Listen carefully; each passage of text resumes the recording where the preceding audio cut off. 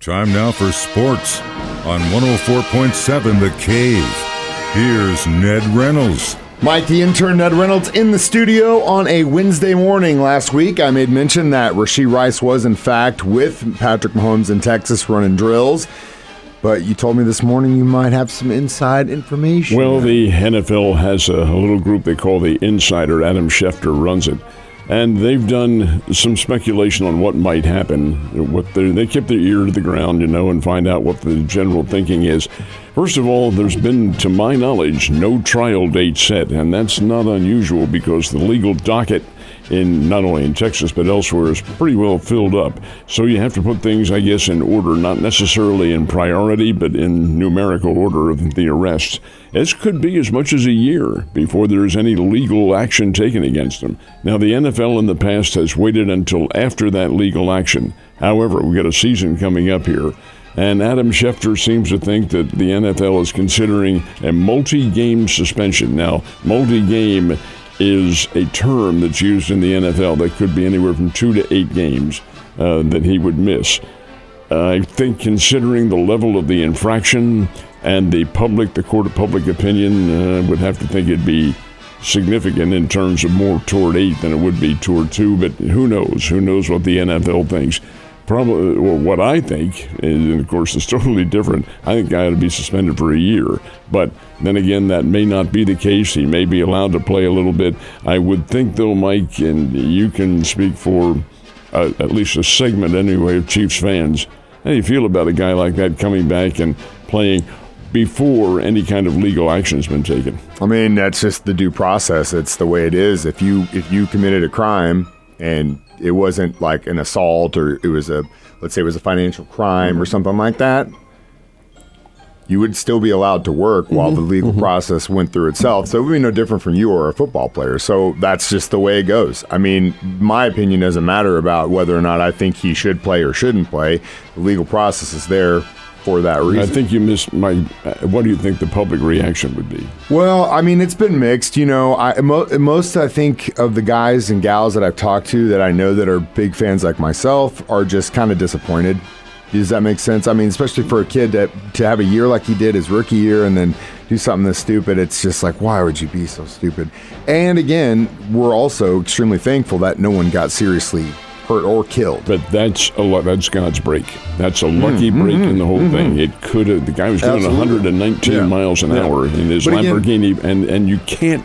To me, you can't forgive something like that when it's proven. I mean, it's on paper, on camera, and then leaving the scene of an accident. Although, having said that, that was not one of the charges. No, and again, like I said, you said the word forgive, and I think a lot of us believe that people should be given a second chance. If it's not a serial, if he doesn't, he's a young man, he's in his early 20s. I'm not excusing that at all for the behavior, but I also did really stupid stuff in my early 20s, and thank God I wasn't at a professional level or they had cameras all over me, because it would have been a bad time. How about stupid stuff in your late 30s and 40s? Hey, I got to grow up sometime, Ned.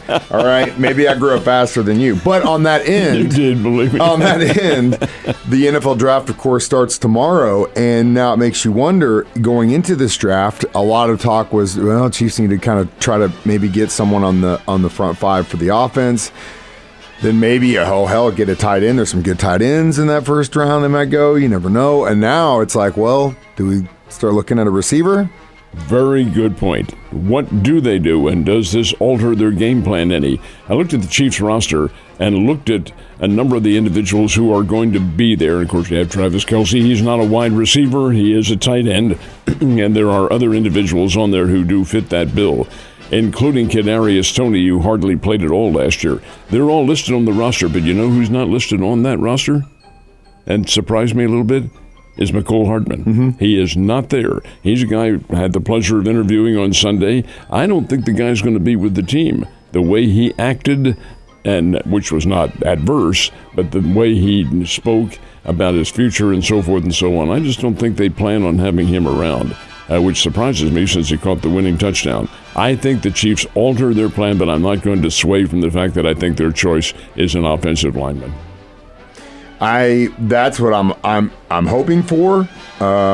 I think we've got a lot of talent, and we could utilize what we have. The McCole Hardman thing, I'm interested to see, but again, it was always just a one-year deal. He came in and did what he had to do, and we'll see what happens. He might just be done after this. I mean, the kid's got 2 rings now. Why wouldn't you? So anyway, we'll see what happens. I'm excited though. You know, my kid's birthday and the draft happens at the same time every year.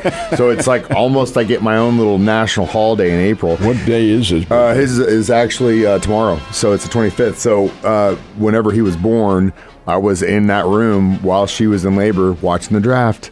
I hope she's not listening. Well, she's just, I mean, it's not like, you know, it was bad stuff, but we were both watching the draft. So last but not least, we did have some college baseball teams that were in action. How'd they do? Both the Bears and the Drury Panthers were on the road. Missouri State went up to visit Missouri for the second of their 2 games within a week, and Missouri, which is not having a great year, they're under 500, the Tigers, but they did win. They had a big 6-run 6th inning, came from behind and beat the Bears, although the Bears out-hit Mizzou. It was Mizzou 10 and the Bears 6, so that 2-game little swing with Missouri is over for the year. Drury went up to Warrensburg, played Central Missouri. Central Missouri came into that game 40-5, 40 wins, 5 losses. That is good for number 2 in America, and they had a big 6th inning. Only they scored 7 runs in their 6th inning, and Central Missouri beat Drury by a score of 12-2. Drury had a very early lead in the ball game, but this is number 2 in America. And when you're playing the upper echelon like that, you better play your best and hit your best and have a lot of good fortune, and it didn't come about. So both the Bears and Drury lose in some non-conference games. That's the key. These games are non-conference, so your chances, and Drury's chances, are much better than the Bears of winning their conferences are pretty good. The Cardinals have been inconsistent, to say the least, on the offensive side of the ball until recently. Well, the other night they had a 2-run walk-off homer. Yeah, I thought that was nice to see, but ended a 4-game losing streak. So you would have thought, hey, they're motivated coming back now. Well, last night it was 0-0 until all of a sudden it wasn't 0-0. Arizona scored 4 runs in the 4th inning off Steven Matz, drove him to the showers, and then drove every other pitcher to the showers too. 14-1. The Arizona Diamondbacks win this game. 14-1. It's a loss. It's just 1 game. But that score indicates maybe some problems with the St. Louis Cardinals at all aspects of the game. I was hoping maybe that Paul Goldschmidt might be snapping out of his slump. Well, he went 0 for 4 last night, so his average is now down to around 180. Averages at this time of the year, Mike, differ greatly because of the lesser number of games that are played and lesser number of at-bats.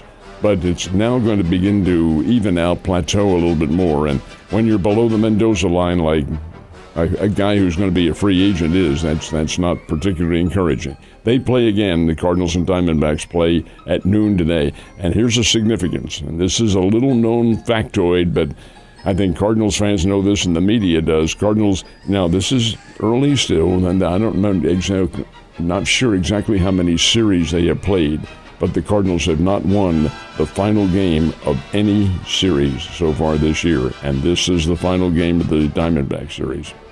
What that means, who knows? Not a good look for the future is what that tells me. But what also tells me on a good look of the future is right now the Kansas City Royals are in a series with the Toronto Blue Jays, who are also having a great start to the season and got a dub yesterday. They did. Royals came away with clutch pitching, and that's a key for Kansas City. Beat the Toronto Blue Jays 3-2, and it was in doubt right up until that final out. But a 3-2 win for Kansas City, and it does set them up for their game tonight up at Kauffman Stadium. And you're right, Toronto has a very good team. In fact, all those teams from the American League East, almost all of them, are very good. Springfield Cardinals opened up a home series, fell behind the Arkansas Travelers last night, but hey, these are the Springfield Cardinals. They're playing magic baseball, came back with a rally, win the game 7-6 over Arkansas. Springfield is now 13-3 on the year, 10 games over 500. That's pretty doggone good. Got the NBA playoffs and the NHL hockey playoffs going on right now. Quickly go over the winners in these let's do things. that. The Timberwolves, the Pacers, and the Indiana Pacers getting a win over Milwaukee is big. And the Dallas Mavericks out in Los Angeles beat the Clippers. And in the Stanley Cup, New York Rangers, the Florida Panthers, the Colorado Avalanche to come back and tie their series, and the Nashville Predators, all winners last night. Ned, you have a wonderful Wednesday, and I will see you mañana.